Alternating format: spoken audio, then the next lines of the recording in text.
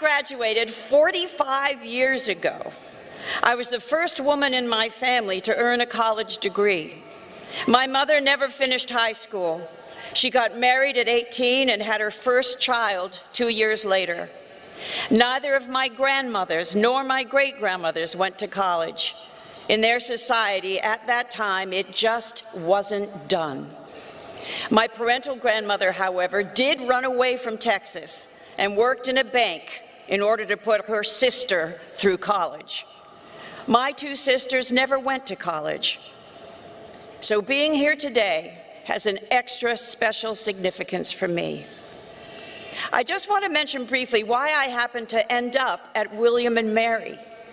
I won't go into the complexities of the story, but suffice it to say that the first time I saw this campus was in the late 60s when I sprinted off the girls' bus in my cheery travel uniform as a member of a singing group for which I wrote songs and performed for 5 years after high school. The show was an offshoot of a cult-like group that my parents fell prey to when I was 7 years old. Once off the bus, we enthusiastically set up our mics and speakers in the old Student Rec Center on Dog Street and proceeded to sing our hearts out for whatever students paused to listen. As I sang the simplistic songs and did the regimented choreography, I studied the students who were lounging on the furniture or leaning against the walls, and there came a moment when I knew that I had to somehow leave the group and come get my education here. And I want you to know why. It was because, almost to a person, they were looking at us like this.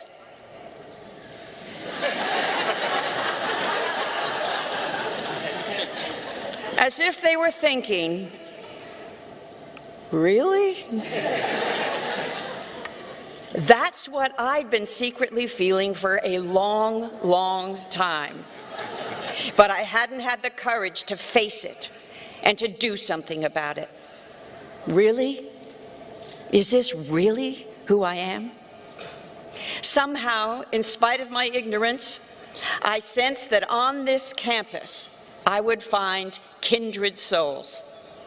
So eventually, against their wishes and with no encouragement whatsoever, I left the group, and 49 years ago, I entered the College of William and Mary in Virginia as a 22-year-old clueless freshman with an essentially empty toolbox and a passionate determination to get a liberal arts education and to become an actress.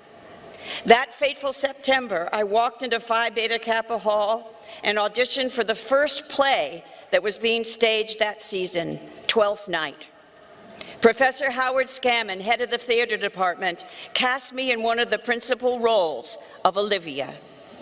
He eventually understood the seriousness of my intent and was my mentor for the 4 years I was here. Meanwhile, I soaked up everything I can learn, and like a desert when the rains come, for the first time in my life, I started to bloom.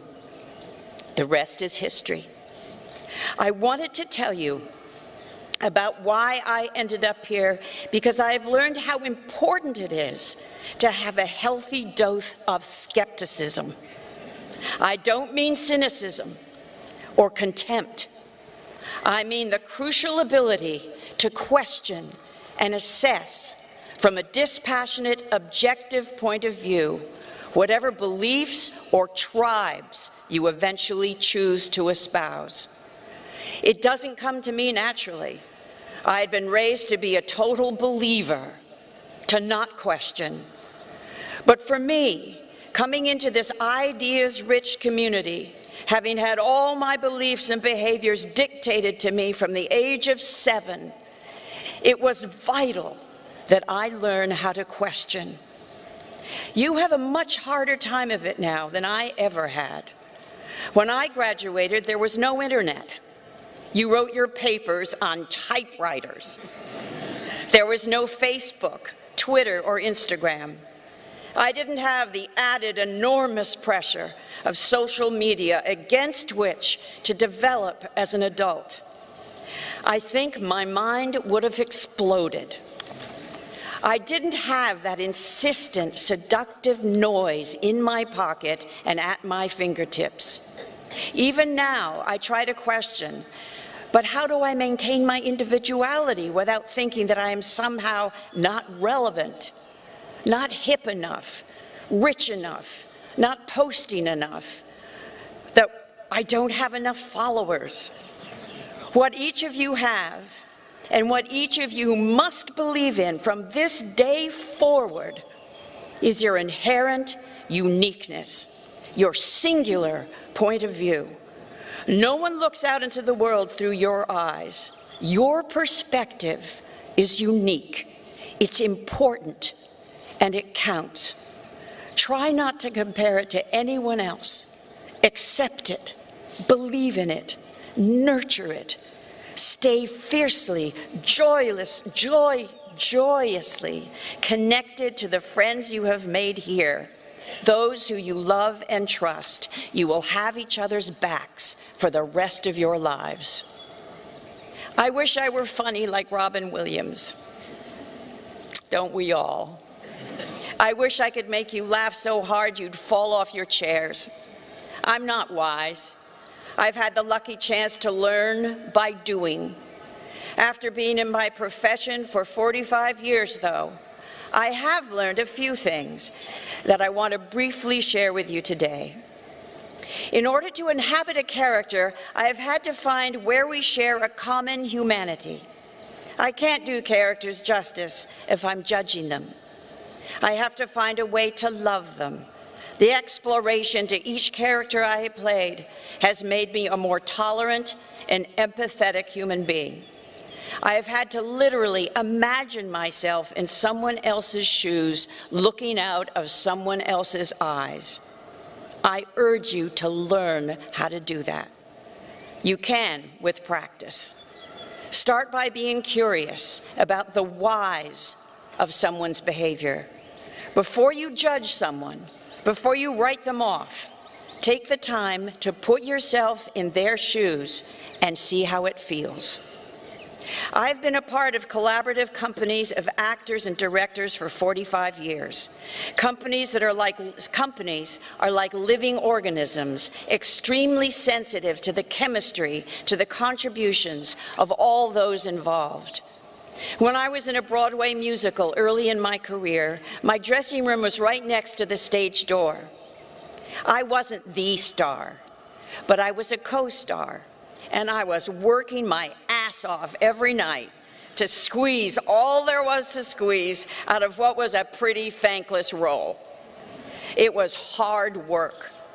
The play was a big hit, which was fabulous, but every performance, I would empty myself out emotionally and physically on stage, and every night I could hear the producers come in the stage door, pass my dressing room on their way to schmooze with the star.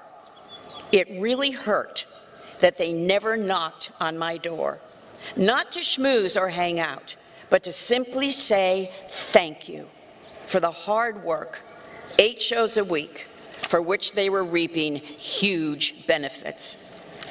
I remember that hurt, and because of it, when I'm a member of a company, especially if I'm leading that company, I'm careful to notice everyone on the team, learn about what they do, and thank them. People like the craft service guy on a movie set, who gets up earlier than everyone else and leaves the set after everyone else, who hauls heavy urns of coffee and food from location to location, rain or shine, to be aware of and to sincerely appreciate the contributions of everyone on a team makes a palpable difference. Then there is kindness. My nephew, Kalen Pick, lives with schizophrenia. He had his first psychotic break when he was 17. My sister Jessie, Kalen's mom, lives with bipolar disorder.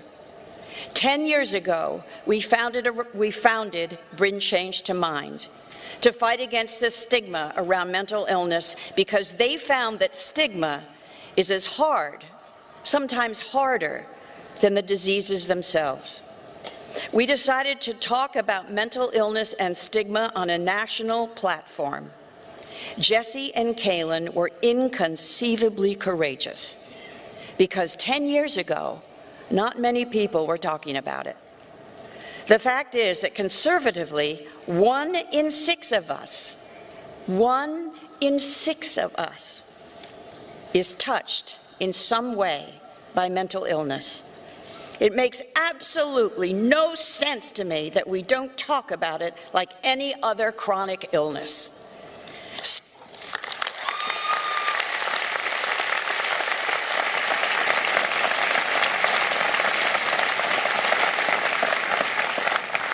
Starting the conversation is the first step.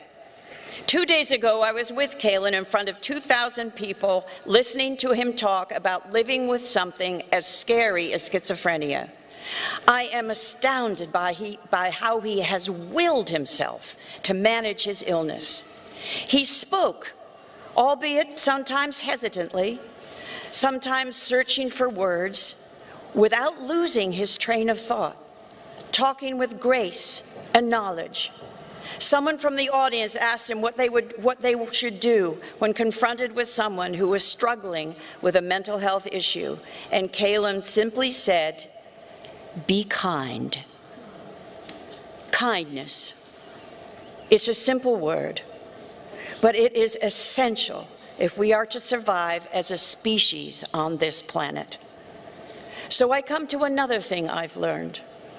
I've learned from reading the writings of the great Edward O. Wilson that one of the core reasons we have been so successful as a species is that we evolved the capacity to empathize.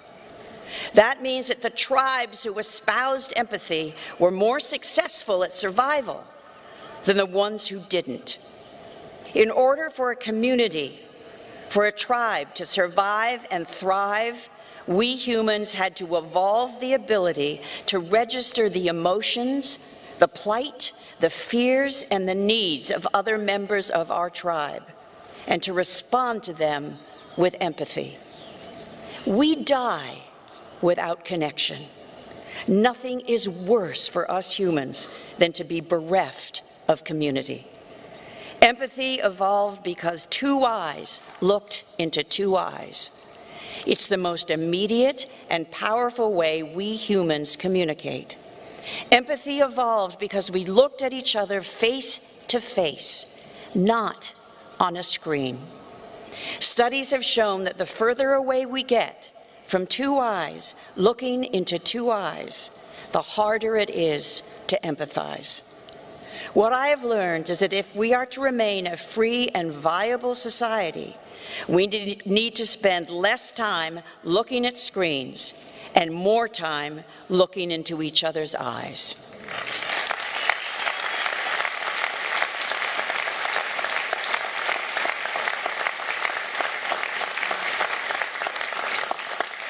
To end, I thought I'd share with you bits of a letter that somehow got to me from an old William and Mary friend. I got it yesterday. I wrote it to him 42 years ago when I had been out in the world for 3 years. Reading it from where I am now in my life and in my career was very moving. So I want to read you a little of what I wrote. My mind has been all over the place because of a very erratic rehearsal schedule. I did get the part of Estelle in the Rose Tattoo, and am right now of a frame of mind that I should never have taken it. The scene is over before it starts. There's no time to really make any kind of statement, any kind of progression. So one has to enter as a totally interesting and real person, be on for 5 minutes and leave. I really hate it. But I suppose it's a good exercise of sorts. I'm just at the despairing stage and am feeling totally untalented. Oh well. To maintain any semblance of wit and equilibrium seems to be a major feat. As life unfolds before me, I have more and more respect for anyone who survives and prevails. Just to endure is impressive enough, but to endure and to triumph on your own terms is the feat of a lifetime. Everyone needs so much gentleness and love. I don't mean that idealistically. I mean it as a major means of survival. There is just too much working against sanity and civilization. From within ourselves, to the differences between people and sexes, to the whole human comedy. Gentleness and love. I can forget it so easily, but it's always a great comfort to come back to. I think I'm going to cook a hamburger and have some zucchini. Thank you.